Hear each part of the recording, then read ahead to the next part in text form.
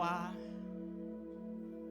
di dalam nama Tuhan Yesus yang dalam perantaraan Roh Kudus, terima kasih untuk setiap anugerah-Mu bagi kami, kasih sayang-Mu, keselamatan yang Tuhan berikan dalam hidup kami, sebagai anugerah terbesar dalam hidup kami Tuhan. Biar Tuhan lagu ini menjadi satu pengakuan, bahkan menjadi iman di dalam hidup kami. Biar satu pegangan yang kuat Tuhan dalam hidup kami, bahwa sekali Yesus tetap Yesus. Oh Tuhan, terima kasih. Terima kasih Tuhan. Terima kasih Bapa. Roh Kudus, hamba mau menyampaikan firman-Mu. Berkati hamba-Mu bahkan kami semua. Kau yang berhikmat, Kau yang beracara. Dalam nama Tuhan Yesus, hamba berdoa dan mengucap syukur. Amin. Beri kemuliaan buat Tuhan. Silakan duduk Bapak Ibu.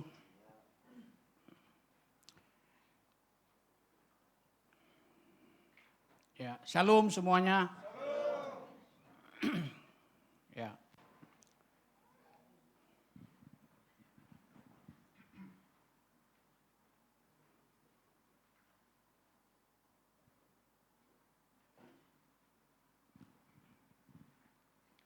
Mari kita baca firman Tuhan lebih dahulu. Dalam 1 Timotius pasal 6.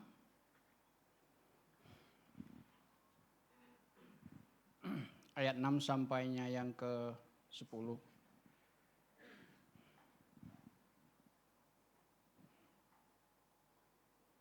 Mari kita baca bersama-sama. 1 Timotius pasal 6. Ayat 6 sampai yang ke-10. Saya ayat 6, Bapak Ibu jemaat semua ayat 7, begitu seterusnya sampai ayat ke-10. Demikian firman Tuhan. Memang ibadah itu kalau disertai rasa cukup memberi keuntungan besar. Jemaat semuanya ayat 7.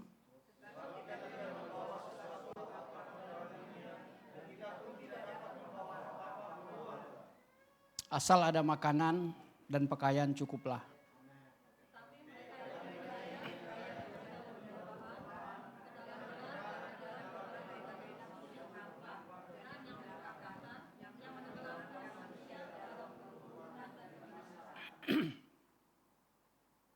Karena akar segala kejahatan ialah cinta uang, sebab oleh memburu uanglah beberapa orang telah menyimpang dari iman dan menyiksa dirinya dengan berbagai-bagai duka. Bapak Ibu jemaat yang kasih dalam Tuhan, kalau kita membaca bagian ini dan coba masuk ke dalam cerita ini, ya, sebagai rasul ya, Paulus menyuruh Timotius untuk menyampaikan berita ini kepada jemaat di mana kira-kira? Jemaat Efesus ya.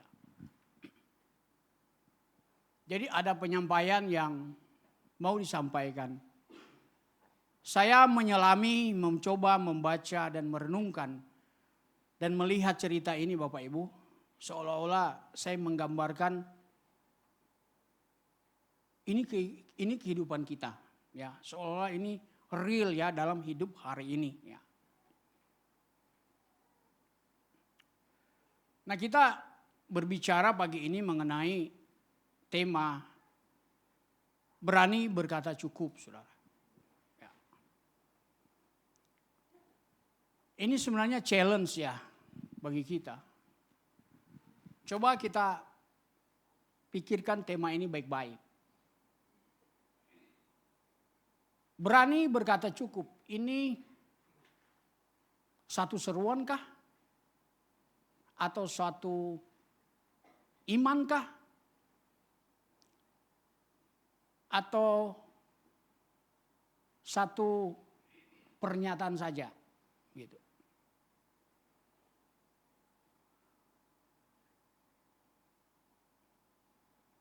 Berani berkata cukup. Saudara, saya lagu tadi agak emosional ya.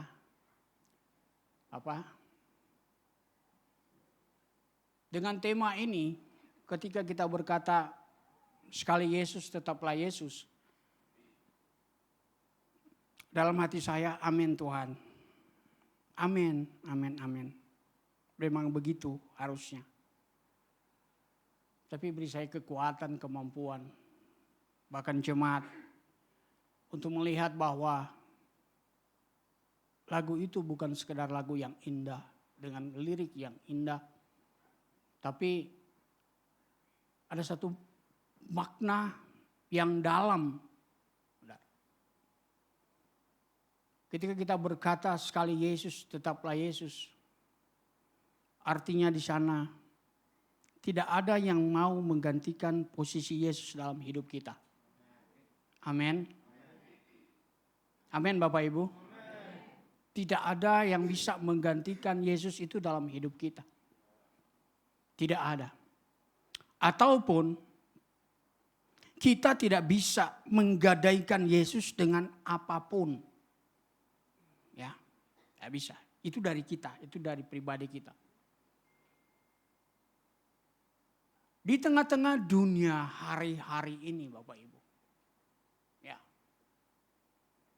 Apa yang kita perhatikan, apa yang kita lihat.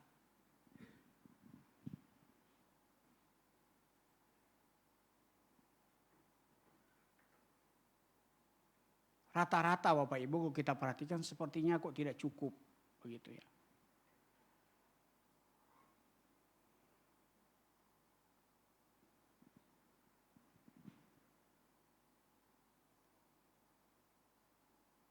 Orang berusaha ya. Berusaha mencukupkan hidupnya. Berusaha mencukupkan kebutuhannya. Mencari, bekerja, melakukan segala sesuatu. Supaya hidupnya cukup. Ya, bagus. Tetapi di dalam apa yang kita lakukan di dalam pekerjaan, usaha mencari itu, kita harus pikirkan, kita harus renungkan untuk apa dan untuk siapa sebenarnya itu. Untuk kebaikan kita kah? Untuk kebaikan orang kah? Atau semata-mata itu memang ya untuk saya pribadi. Itu Bapak Ibu ya.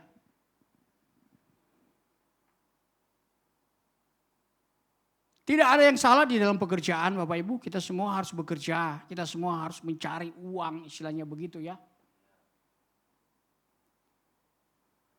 Tapi persoalannya saudara, ketika kita itu tidak memiliki rasa cukup dalam hidup kita.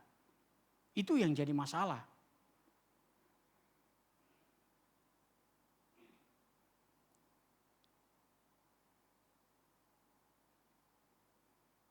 Dunia kita hari ini, kita diperlihatkan, kita dipertontonkan dengan realita bagaimana hidup itu ya senang, bahagia. Ya. Kalau tidak ada uang rasanya susah, setengah mati. Ya.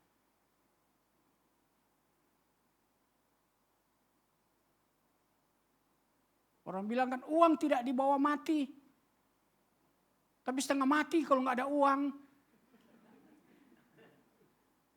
Nah saudara, sepintas saudara saya berpikir kalimat-kalimat begitu.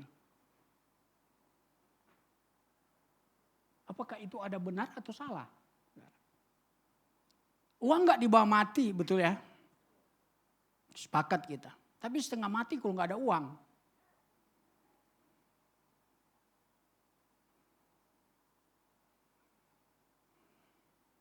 Benar nggak kira-kira itu?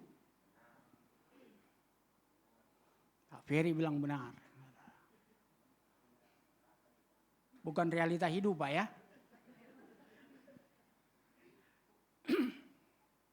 Uang bukan segala-galanya, tapi segala-galanya sekarang butuh uang. Ya, tadi sudah digambarkan dengan jelas sekali. Sekarang itu, Pak, hari ini Pak, kalau enggak ini, kalau enggak ada uang susah Pak. Semua uang Pak, semua uang.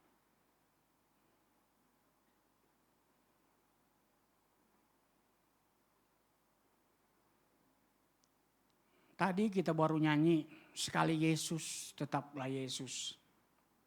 Tapi kalau nggak ada uang setengah mati. Nah ini saudara, saya sih paham saudara dengan konsep-konsep gitu, saya itu ngerti kenapa orang berkata begitu. Saya coba mendalami tanpa harus menghakimi, menjudge. Ya itulah pikiran manusia. Tapi kita di sini Bapak Ibu,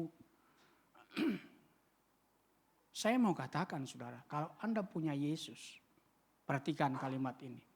Kalau Anda punya Yesus, benar yang kata lagu tadi, kita imani itu yang saya bilang kalau kita mengerti maknanya dalam.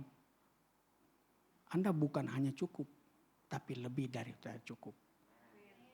Amin. Bukan hanya cukup, tapi lebih daripada cukup. Kalau kita itu punya Yesus. Bahkan Paulus bilang kita punya segala-galanya kalau kita itu punya Yesus. Tidak ada yang bisa membandingkan apapun yang ada di dunia ini dengan Yesus. Anda mau bandingkan apa dengan Yesus?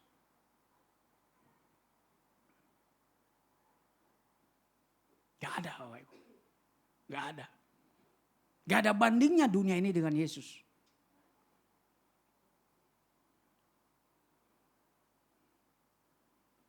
Karena itu Bapak Ibu saudara yang kasih dalam Tuhan. Mari kita lihat saudara, berani berkata cukup ini di dalam bagian firman Tuhan ini.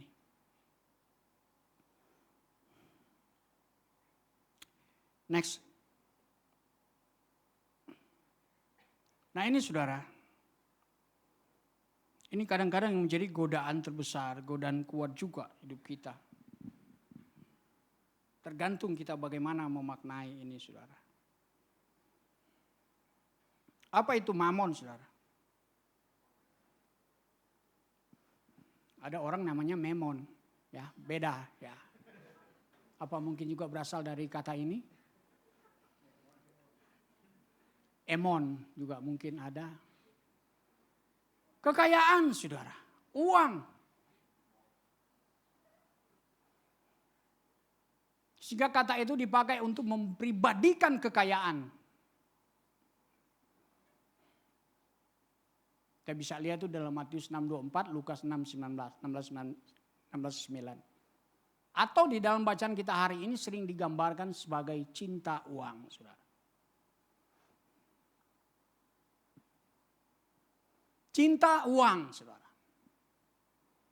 Ada lagu, ku mau cinta Yesus. Nggak ada lagu, ku mau cinta uang. Ya. Oke. Ini saudara, kenapa Paulus itu mengutus Timotius sebagai murid rohaninya untuk pergi kepada jemaat Efesus Bapak Ibu.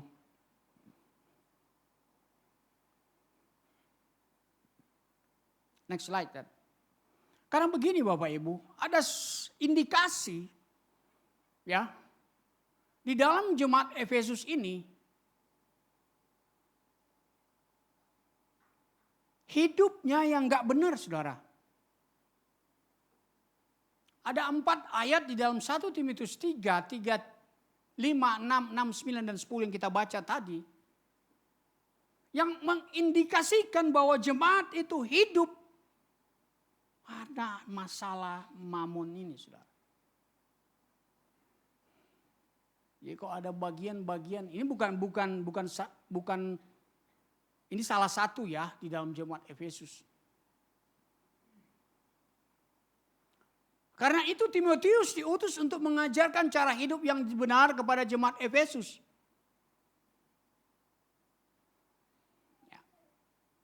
Supaya memberikan solusi dari cara hidup yang ambisius, hedonis, dan materialistis. Bagaimana kita menyikapi tentang mamon ini? Cinta uang dengan gaya hidup yang ambisius, hedonis, materialistis. Nah ini saudara ya.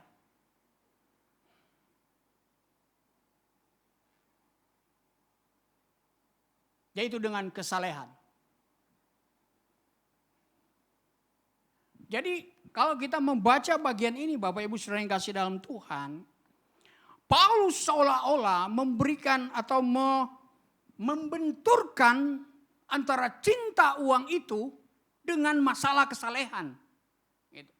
Seolah dibenturkan itu. Apa itu kesalehan dan apa itu cinta uang? Itu yang mau diajarkan oleh Paulus kepada jemaat Efesus melalui Timotius ini.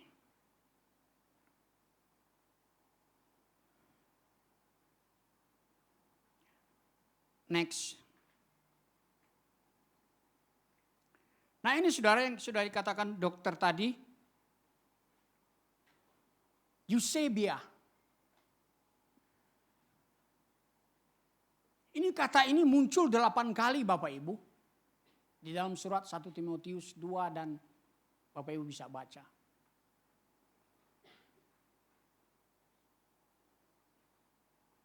Ini berbicara mengenai ketaatan. Ya. Ketaatan di dalam agama ya seperti kita ini. Dan juga hidup sehari-hari yaitu hidup yang saleh. Gitu ya.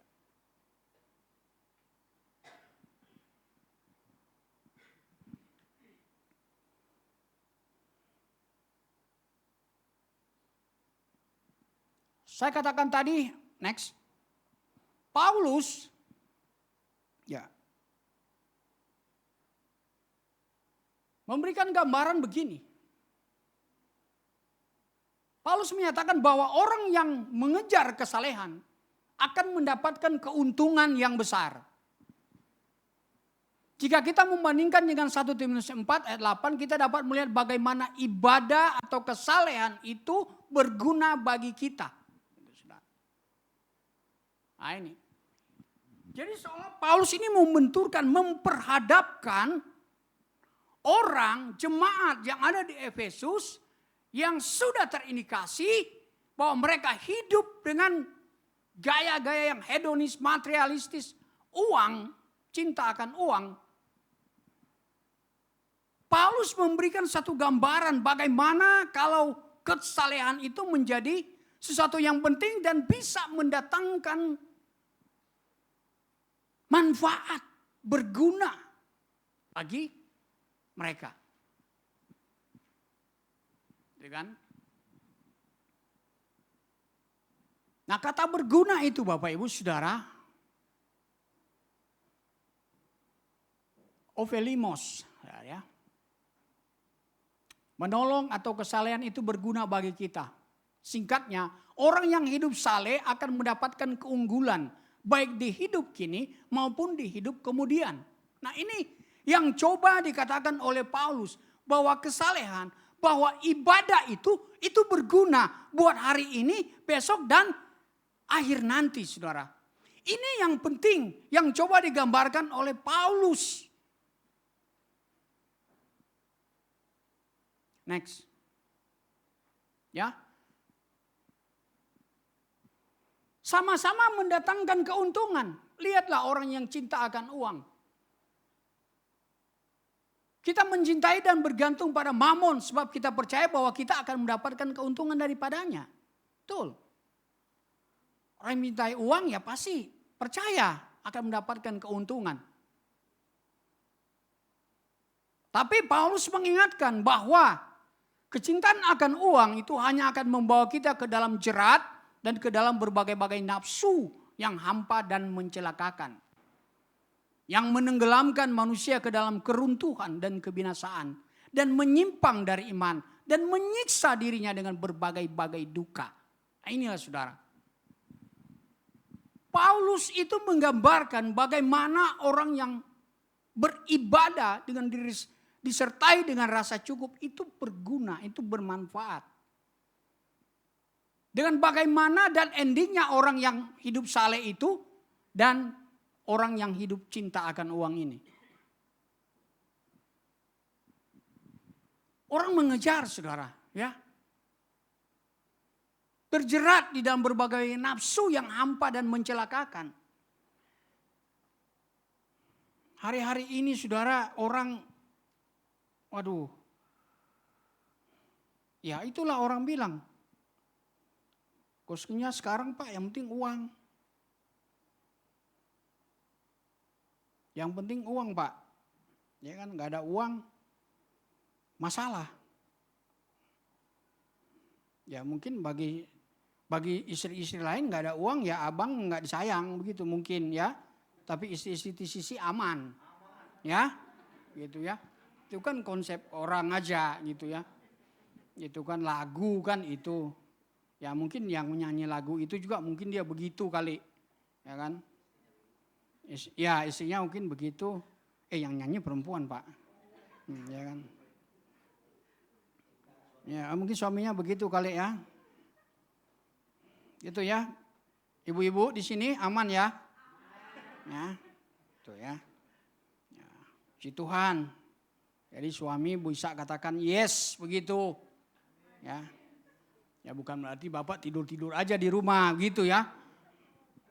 Harus cari uang Pak, harus bekerja gitu ya.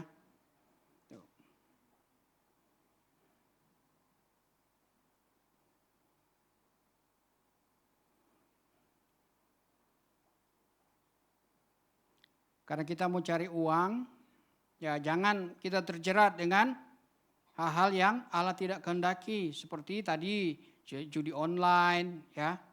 Jangan. Kalau mau cepat kaya, bikin usaha pakai pesugihan ya kan. Cari orang pintar bagaimana cepat kaya. Sebenarnya uang itu gak ada masalah Bapak Ibu. Uang. Memang ada uang. Uang. Apa salah dia?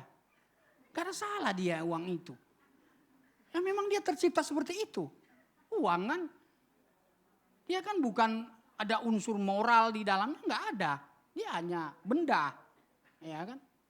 Bahkan dia dipakai untuk tujuan ya. Untuk tujuan.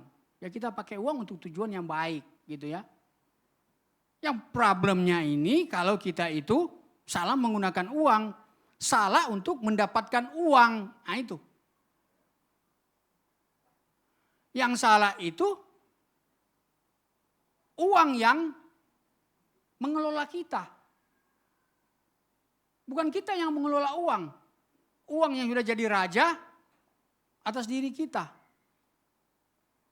Jadi hidup kita dikontrol oleh uang, bukan kita yang ngontrol uang. Begitu. Saya ingat John Wesley ya, Bapak Gereja Metodis. Dia bilang begini, carilah uang sebanyak-banyaknya. Setuju? Oh enggak setuju ya? Setuju ya?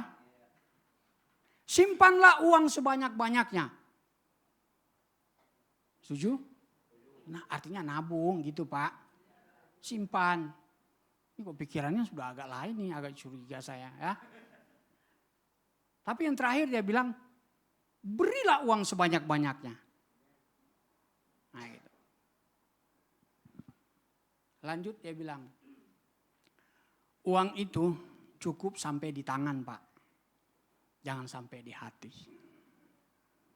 Nah kalau uang sudah di hati, udah sama dia dengan istri dan suami kita. Tak akan tergantikan. Dialah segala-galanya. Itu kan bahaya Pak. Karena kalau kita ini uang di tangan, kita itu akan mudah untuk memberi, berbagi gitu Pak ya.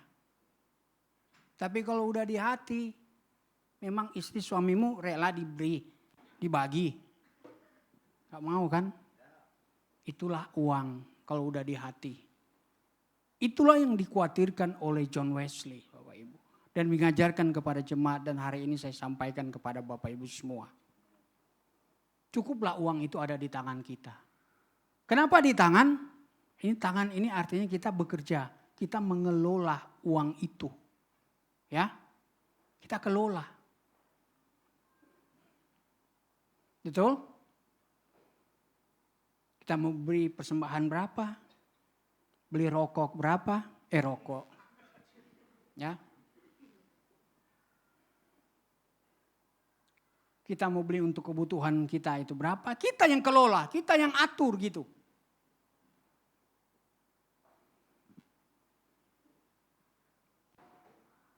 Saudara, hati-hati dengan zaman sekarang.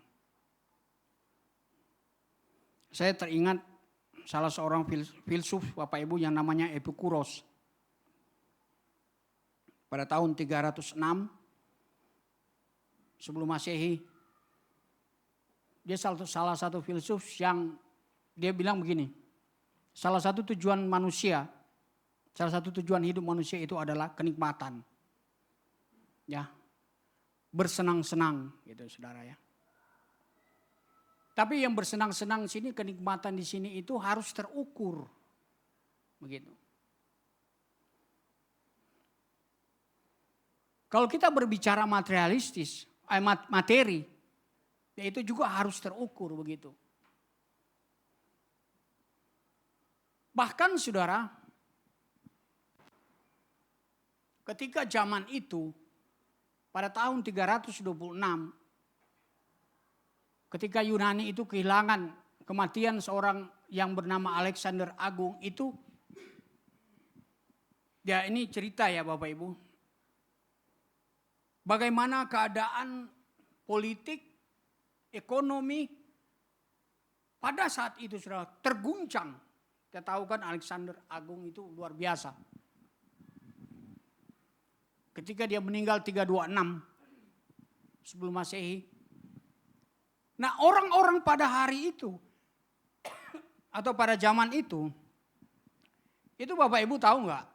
Mereka hidup dalam skeptis Bapak Ibu. Menjadi skeptis, menjadi idealis.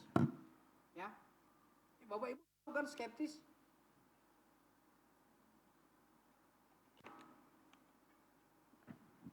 Tahu nggak Bapak Ibu? Jadi orang skeptis itu orang mulai ragu. Orang mulai nggak yakin. Orang mulai nggak percaya lagi dengan situasi, dengan pemerintah, dengan apapun yang terjadi pada saat itu. Nah itu orang skeptis.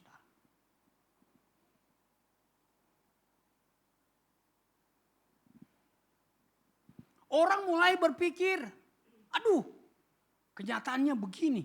Terus bagaimana solusinya? Ya, menyikapi realita ini bagaimana? Nah ini orang-orang idealis saudara. Yang kalau kita gambarkan itu hari ini saudara. Perilaku-perilaku itu. Saya nggak tahu saudara. Apakah kita juga sudah mulai ragu saudara? Sudah mulai tidak percaya dengan melihat segala. Wah yang terjadilah. Hamba Tuhan. Ya tuh hamba Tuhan di sono begini. Hamba Tuhan begini. Jadi seolah-olah hamba Tuhan itu sama semua. Gitu. Dia mah cuma di mimbar doang. Banyak juga hamba Tuhan yang kayak jatuh dalam dosa. Ke gereja juga, gereja juga gak bisa beri apa-apa. Mau ke sono juga, ke temannya, teman gue juga udah berhasil menjauh. Dulu masa kesakitan gue yang rawat, sekali dia berhasil dia jauh. Mau berharap ke siapa? Kita sudah mulai, ya sudah terserah lah. Mau mati, hidup. Kita sudah mulai skeptis dengan dunia ini. Kita sudah mulai ragu Bapak Ibu. bikin usaha. Ya begini-begini aja. Apa yang salah Tuhan? Kita mulai ragu, kita mulai kurang yakin, mulai nggak yakin saudara dengan hidup yang kita alami hari-hari ini. Tapi saya mau katakan jemaat di sisi bukan yang skeptis.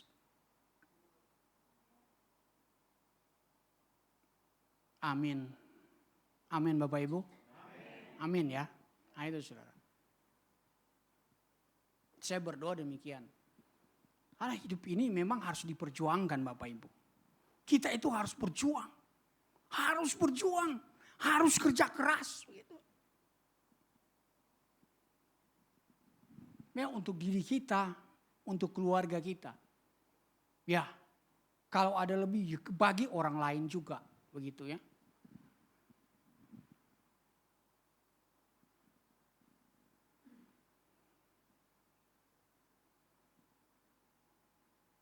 Di dalam dunia pelayanan, mungkin dalam dunia kerja juga, di ruang privat atau mungkin di ruang publik.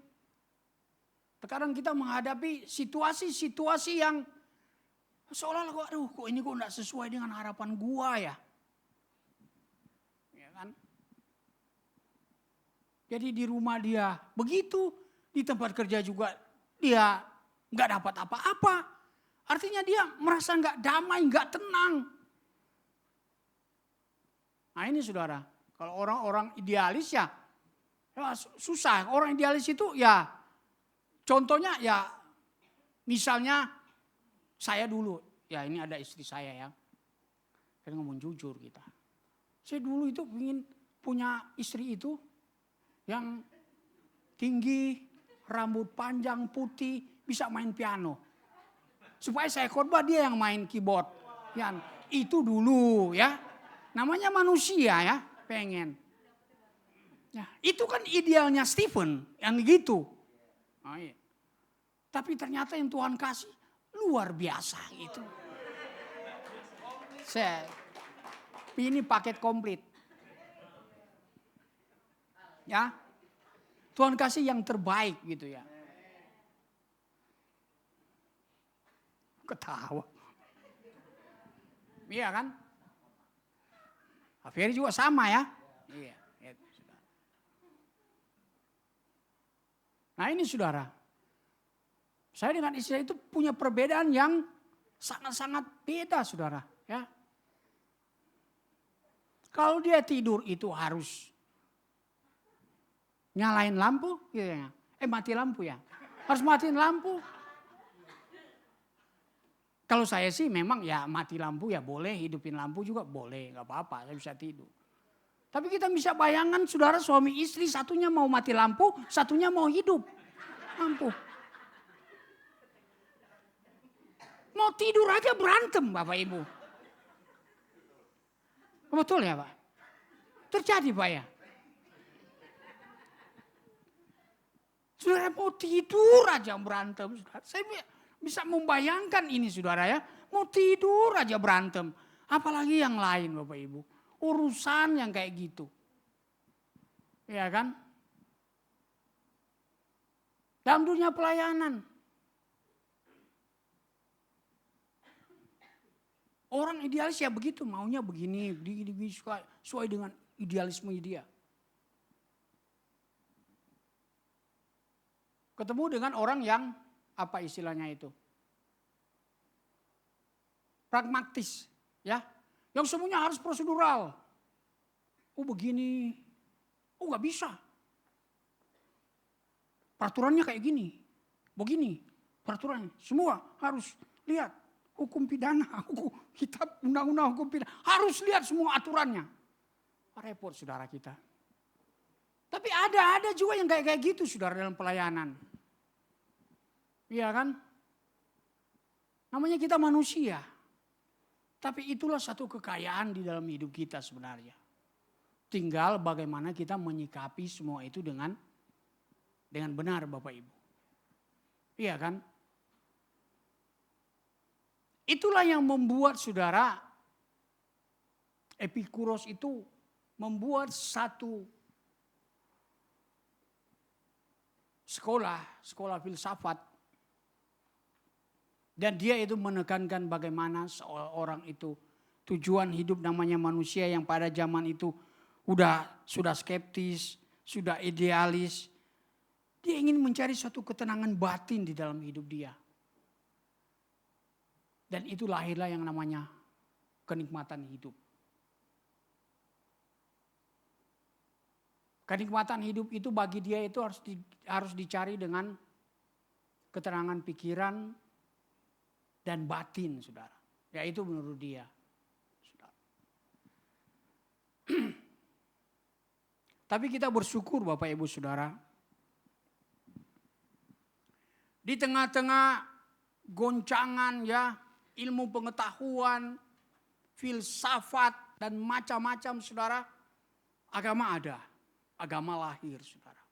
Dan agama inilah yang menjembatani semua persoalan-persoalan. Yang dunia itu tidak bisa selesaikan, tidak bisa pikirkan. Contoh, mau kemana setelah mati? Kenapa orang itu takut mati? Itu saudara.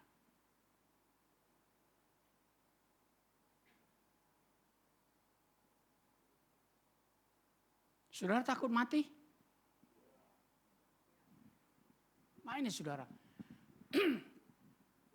Inilah yang coba dijembatani saudara oleh agama.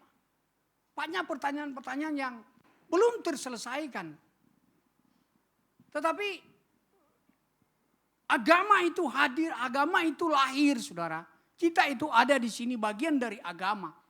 Untuk menjembatani, orang itu kalau mati, setelah mati di mana dan bagaimana matinya ketika dia masuk surga, ya kan?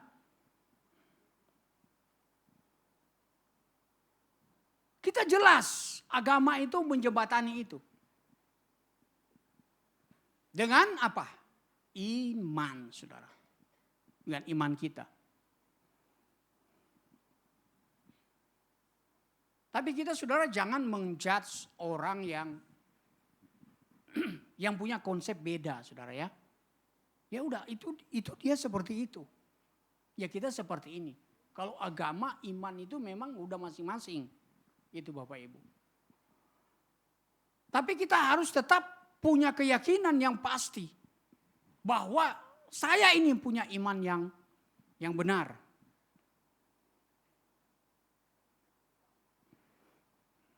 Ini yang harus kita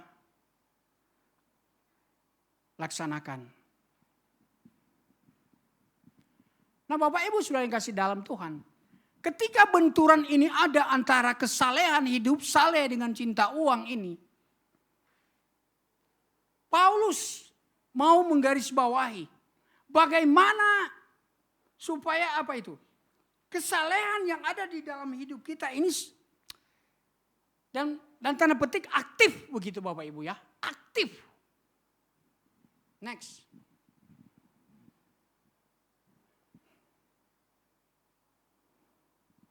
Bagaimana supaya kesalehan itu aktif saudara dalam hidup kita?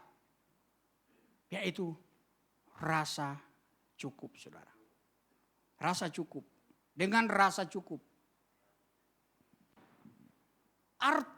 Autarkeas saudara ya.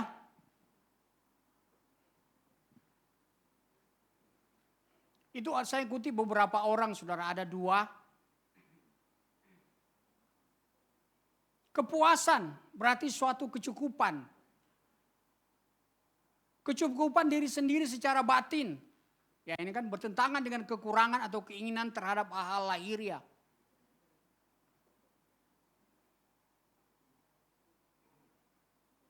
Rasa cukup saudara ya. Ini kontras saudara dengan orang yang tamak saudara, ketamakan. Ada quotes yang begini mengatakan begini. Isi atau seluruh dunia ini nggak akan cukup untuk satu orang yang tamak. Kepikir. Benar juga. Setuju saya. Dunia ini gak akan cukup untuk satu orang yang tamak. Bapak Ibu ngerti maksudnya ya?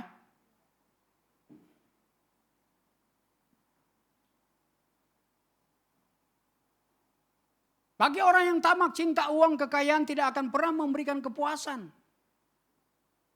Pengkhotbah 5 ayat 9, siapa mencintai uang tidak akan puas dengan uang. Dan siapa mencintai kekayaan tidak akan puas dengan penghasilannya. Ini pun sia-sia. Jadi jauh-jauh hari sebelum para filsuf berkata, Salomo sudah memberitahukan. Mari kita lihat sekilas tentang Salomo. Siapa dia? Raja. Berbicara hikmat dia luar biasa. Berbicara materi kekayaan dia raja. Amin. Dia punya semuanya. Berbicara istri gak usah ngomong banyak kali. Gitu ya. Setahun pun gak habis saudaranya. Banyak istrinya. Banyak gundiknya saudara. Apa yang Salomo gak punya? Saya mau kasih tahu Bapak Ibu. Apa yang Salomo punya? Gak punya. Tapi semua dia bilang sia-sia. Kitab Pengkhotbah, saudara. Selalu kita menemukan sia-sia. Coba kita lihat aja dulu Pengkhotbah terakhir Bapak Ibu ya. Pasal 12.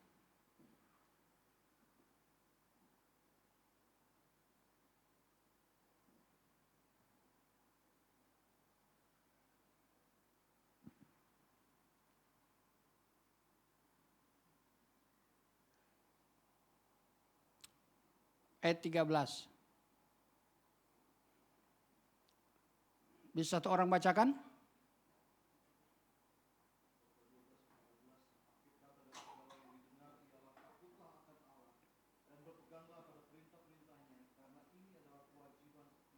Ya. Ketika dia berbicara tentang hikmat, orang yang bijaksana, orang yang bodoh, dia berbicara tentang kekayaan. Dia punya ini, dia punya itu. Dia selalu bilang sia-sia.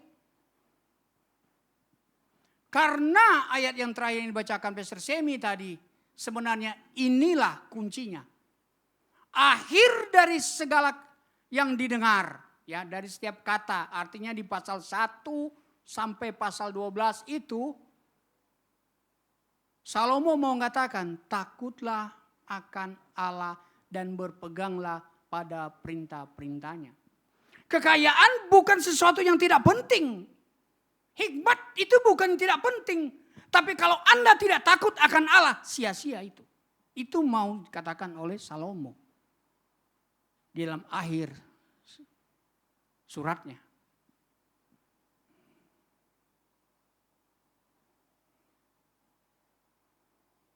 Jadi Bapak Ibu, silakan kita mau cari uang. Banyak-banyak juga nggak apa-apa, saudara.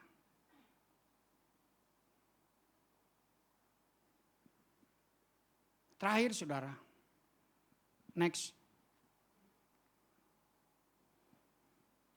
Jadi untuk mengaktifkan kesalehan itu hidup saleh, yaitu dengan perilaku rasa cukup.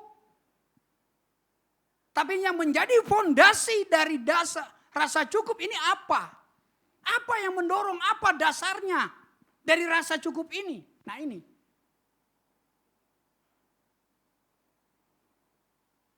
Kita tidak membawa sesuatu apapun ke dalam dunia. Dan kita pun tidak dapat membawa apa-apa keluar. Dengan kata lain kita berada dalam kondisi yang mengikat. Bahwa kita meninggal, kita tidak memiliki kuasa atau kemampuan apapun untuk membawa harta kita dan seterusnya. Inilah fondasi kita ketika kita berkata rasa cukup dalam hidup kita. Kita datang gak apa-apa, kita pergi juga gak apa-apa. So buat apa saudara kita itu bekerja keras, berupaya mencari kekayaan. Supaya untuk membuat kita itu seolah-olah nih gua yang paling hebat, gua yang paling di depan, gua yang paling terpandang. supaya dipuji oleh orang. Supaya kita kelihatan lebih daripada orang-orang lain, saudara. Buat apa? Orang yang mengejar seperti itu artinya dia belum punya rasa cukup dalam hidup dia. Maka sekali Yesus tetap Yesus itu hanya omong kosong bagi dia. Ya. Tidak mengimani lagu itu berarti. Ada yang salah, saudara.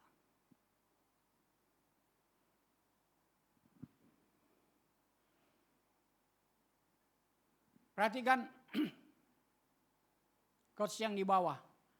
Orang yang saleh, ya, ini orang yang saleh, yang tidak mencintai uang, bisa merasa berkelimpahan dalam keadaan yang miskin.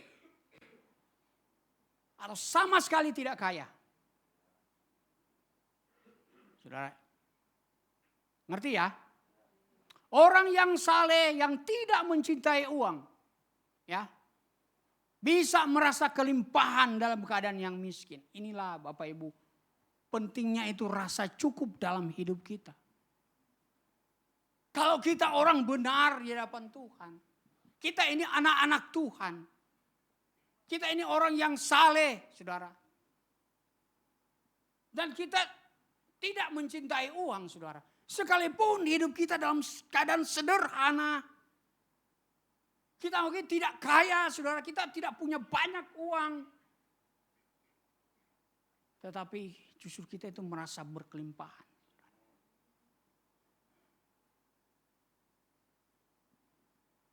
Kenapa kita merasa berkelimpahan, saudara? Karena Yesus. Karena Yesus.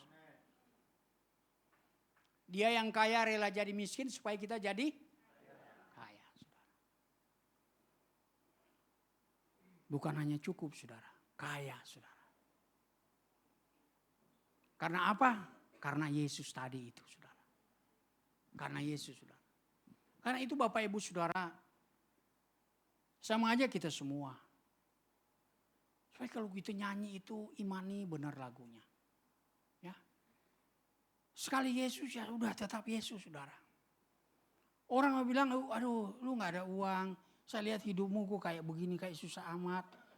Ya, nih gue dulu kayak lu. Tapi ya gue ketemukan jalan. Gue nemukan jalan, gue lakukan ini ya. Itu yang tadi modal gue hanya 100.000. Tapi bisa 10 juta loh. Ya itulah. Ya itu dijerat kan, terjerat. Hawa nafsu ya. Ya iyalah orang sudah, aduh gak ada uang, hidup udah susah. Datang tawaran begini kan, waduh. Gak Yesus lah, oh namanya lapar. Kalau kamu mau rubah batu yang jadi roti, ya. Kan Yesus dalam keadaan lapar, pinter iblis itu. Makanya dia tahu menggoda supaya Yesus ini bisa kenyang. Ya ubahlah batu itu jadi roti. Supaya kamu kenyang. Hidup lagi susah, gak ada uang, gak ada jalan keluar. Bro, gue juga dulu kayak lu. Gue cuma modal 100.000, dapat 10 juta. Enggak lu, modal KTP apalah segala macam. Ya benar juga sih, cobalah. Coba, itu namanya terjerat, saudara. Nah itu. Hati-hati, saudara.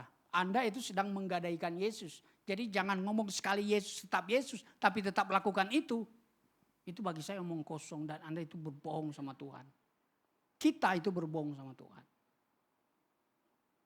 Hati-hati dalam hidup ini. Semua harus dipikirkan, semua harus direnungkan dalam-dalam, saudara. Paling terakhir, penutup. Uang adalah hamba, sementara kita adalah tuannya. Amin. Jangan sampai kita yang menjadi hambanya uang.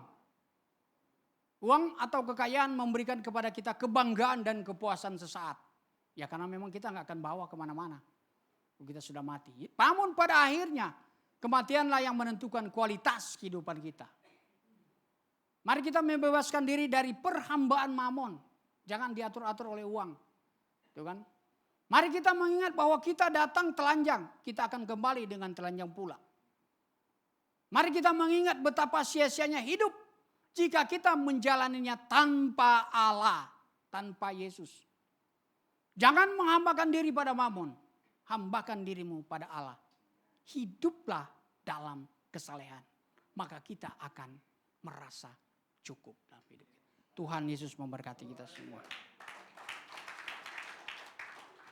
Mari kita berdoa. Tuhan, hamba terbatas dalam menyampaikan, tapi hamba berdoa. Biarlah kami Tuhan, hal-hal yang kami ingat, hal yang kami ingat yang benar Tuhan, kami coba. Dengan pertolongan Tuhan kami mau lakukan dalam hidup kami Tuhan. Kami mau lakukan. Biarlah Tuhan pengajaran firman ini Tuhan, baik ibadah 2 maupun ibadah 1 tadi Tuhan, membuat kami, membuat jemaat Tuhan, itu mengerti Tuhan akan kehendak-Mu. Apa yang Tuhan mau itu kami tahu, kami mengerti dan kami lakukan dalam hidup kami. Karena berbahagialah kami yang mendengar dan melakukan firman Tuhan. Terima kasih Tuhan Yesus. Berkati jemaat-Mu. Engkau tahu hidup mereka. Engkau tahu keadaan kami hari-hari ini. Dalam setiap pergumulan Tuhan. Tidak ada yang bisa memisahkan mereka. Tidak ada yang bisa memisahkan kami dari kasih Kristus. Apakah itu bahaya, pedang, kelaparan, ketelanjangan Tuhan. Masalah keuangan, ekonomi, apapun Tuhan. Tidak ada yang bisa menggantikan Yesus dalam hidup kami. Sekali Yesus tetap Yesus dalam hidup kami. Karena Yesus itu bukan sekedar cukup, tapi lebih dari cukup. Terima kasih Tuhan Yesus. Bawa kami dalam seluruh kehendak-Mu Tuhan. Bawa hidup kami. Bawa hidup kami Tuhan. Terima kasih Tuhan Yesus, terima kasih.